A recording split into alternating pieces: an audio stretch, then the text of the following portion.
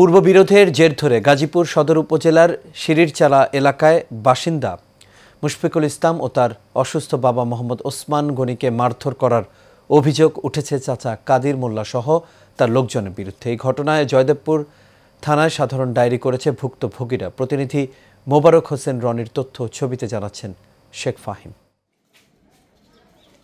আর্থিক লেনদেন এবং জমি নিয়ে মুশফিকুল ইসলাম ও তার চাচা কাদির মোল্লা, রুহুল আমিন মোল্লা, সিদ্দিকুর রহমান, ফারুক হোসেন সোবহানের সাথে দীর্ঘদিন ধরে পারিবারিক বিরোধ চলছে। এরই জেরে গত মঙ্গলবার তার জমির টিনের বেড়ে ভাঙচুর করে কাদির সহ তার লোকজন।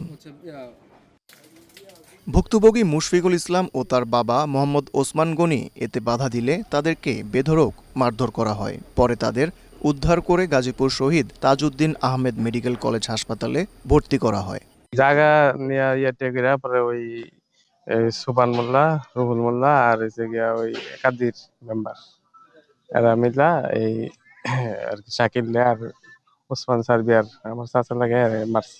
আমার বাবা এখনো জীবিত এবং আমার বাবা হার্টের পেশেন্ট। আমার বাবাকে ওনারা আঘাত করছে। এলাকায় আপনারা খুঁজ নিয়ে দেখতে পারেন যে ওনাদের জন্য কতটুকু করছি আমরা। এর আগে আরেকটা কাদির মেম্বার কাদির কাকা 14 তারিখে আমাকে পুষ্পতলার সামনে অ্যাটাক করে।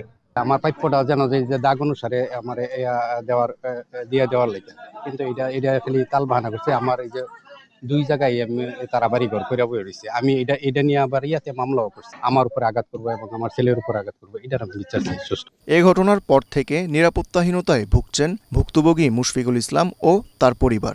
এই বিষয়ে মুশফিকুল ইসলাম বাদী হয়ে জয়দেবপুর থানায় একটি সাধারণ ডায়েরি করেন। Sheikh Fahim, Asian television.